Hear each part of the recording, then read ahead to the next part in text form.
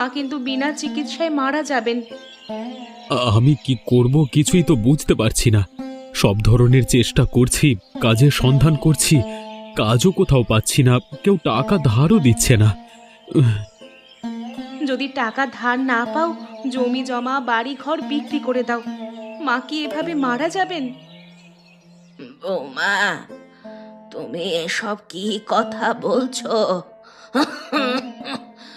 বাড়ি ঘর বিক্রি করে আমার চিকিৎসা করাবে কেন? আমি মারাই তো যাব, বয়স তো আর কম হয়নি আমার। আর আর তোমরা বেঁচে থাকবে? তোমরা কোথায় থাকবে যদি বাড়ি ঘর বিক্রি করে আমার চিকিৎসা করো? দরকার হলে আমরা এই গ্রাম ছেড়ে চলে যাব, অন্য কোনো গ্রামে কিংবা রাস্তায় রাস্তায় ঘুমোবো। তাও তাও একজন মানুষ এভাবে কষ্টে আমাদের সামনে বিনা চিকিৎসায় চলে যাবে, সেটা আমি কোনোভাবেই মানতে পারবো না।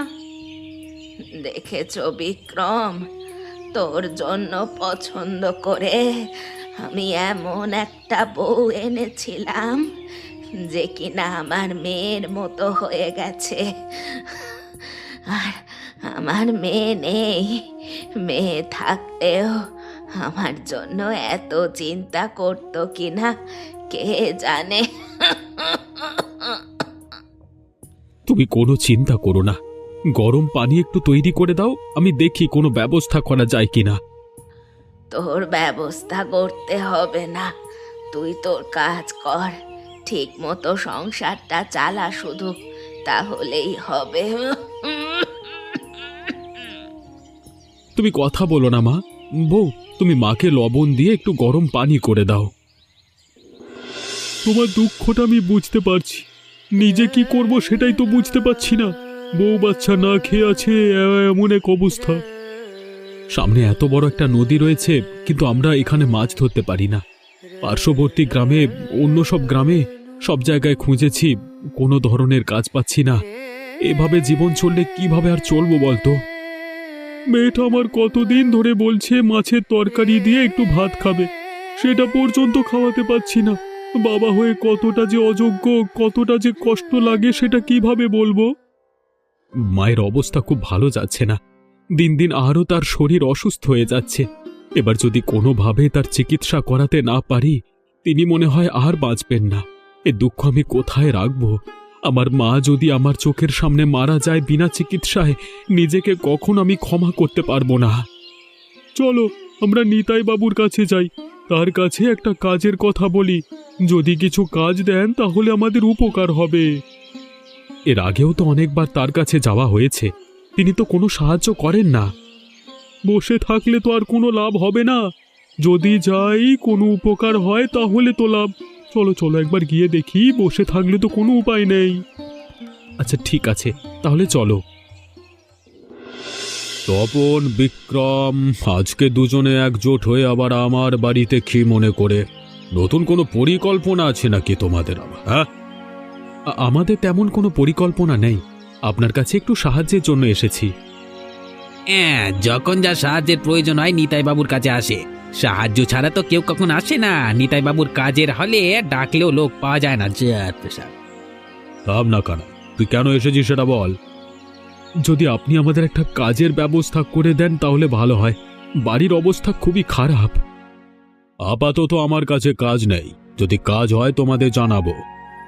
তাহলে নদীতে মাছ ধরবার অনুমতি দিয়ে দিন না, আমরা তো অনেক দিন ধরে মাছ ধরা থেকে বঞ্চিত, মাছ ধরতে পারলে সংসারটা ভালো যেত।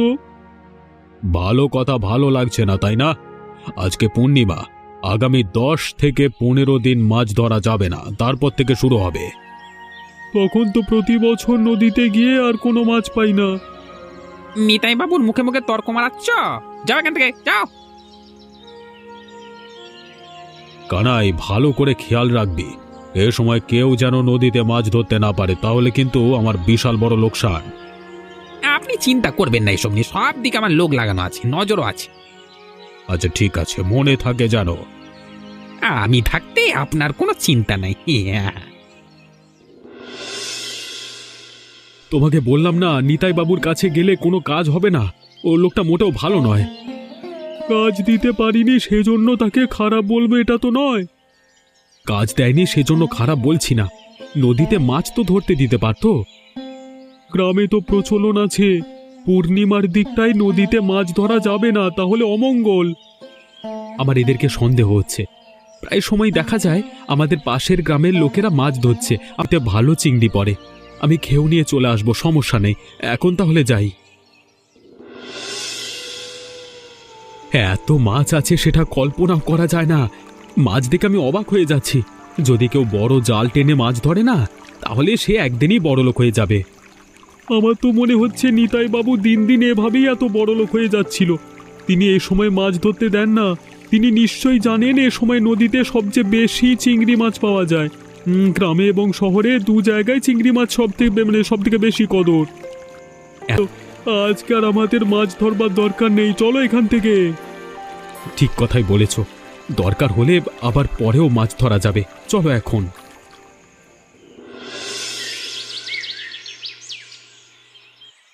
এই মাছ কোত্থেকে পেলে তোমরা? এই সময় তো আমাদের নদীতে মাছ ধরা নিষেধ। নিশ্চয়ই পাশের গ্রাম থেকে ধরে এনেছো, তাই না? আমরা এই মাছ কেউ কিনবো না, নিশ্চয়ই অমঙ্গল হবে। আমরা এই মাছ পাশের গ্রাম থেকে ধরে আনিনি, আমাদের নিজেদের গ্রামে নদী থেকেই ধরেছি। কোনো ধরনের অমঙ্গল হয় না। নিতাই বাবু সবাইকে মিথ্যে বলেছে।